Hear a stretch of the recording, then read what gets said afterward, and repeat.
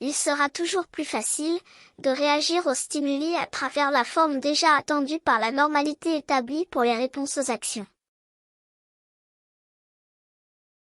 Les réactions conscientes, en dehors de la normalité des choses, peuvent être classées comme folie.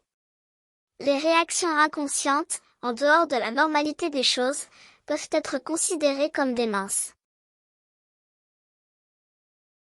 Le paradoxe est que celui qui semble avoir le contrôle de ses corps et réagit de manière appropriée est vu comme parfaitement sain, tandis que celui qui n'a pas le contrôle de ses corps n'est pas en bonne santé.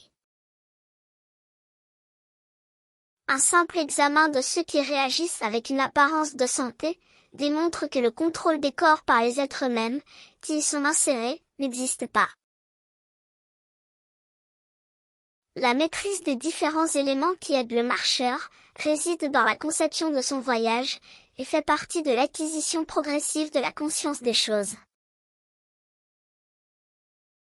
Celui qui s'abandonne au flux qui imprègne l'univers pénètre l'élément originel.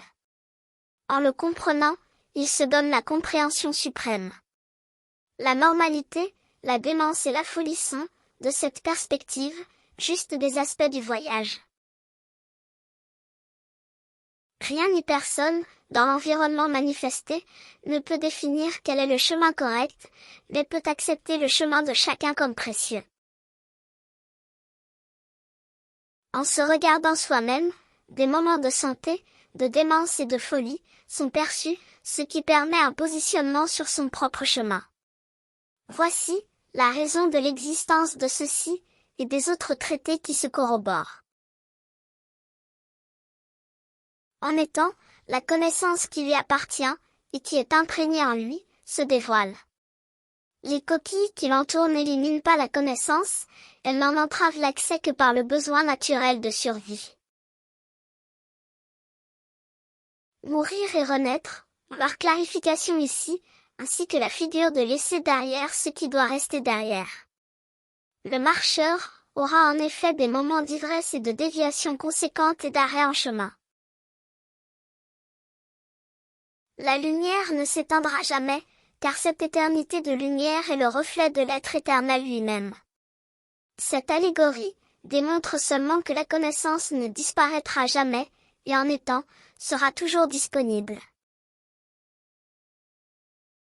Dans la compréhension de la vie, manifestée à travers les histoires, leurs narrateurs seront toujours présents. Des examens simples démontrent la fragilité des vérités qui leur sont attribuées, même par l'existence de tout type de diffuseurs. Il y a des histoires racontées, et des histoires apparemment vécues. Aucune histoire racontée n'est réelle, encore moins lorsqu'elle est racontée à la première personne. On remarque qu'à propos d'un fait survenu, même ceux qui étaient présents en tant que participants, spectateurs ou auditeurs, ne rapportent pas le fait tel qu'il s'est produit. Les mémoires courtes, moyennes et longues, sont trop relatives chez chaque être. On peut affirmer, avec une précision totale, que, de cette perspective, la vérité n'existe pas, encore moins la vérité historique. Les événements et les dates sont discutables, car ils résultent d'interprétations, qui ne seront que le résultat d'autres interprétations. Les interprétations elles-mêmes sont sûrement relatives à une quantité de composants, tous interférant directement dans le récit et la conclusion.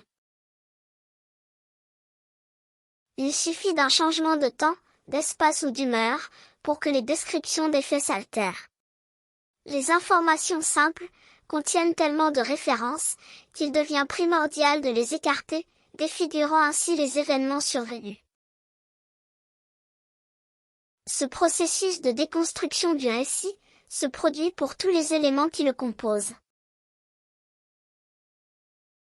Dévoiler les contenus, tels qu'ils se sont réellement produits, devient négligeable et les choses rapportées sont acceptées comme vraies, ce qui ne cause que des résultats acceptés pour continuer de nouvelles histoires, ou pour soutenir les choix apparents des pas à suivre. Cette perspective rend visible la fragilité sur laquelle l'existence et les relations dans cette existence reposent.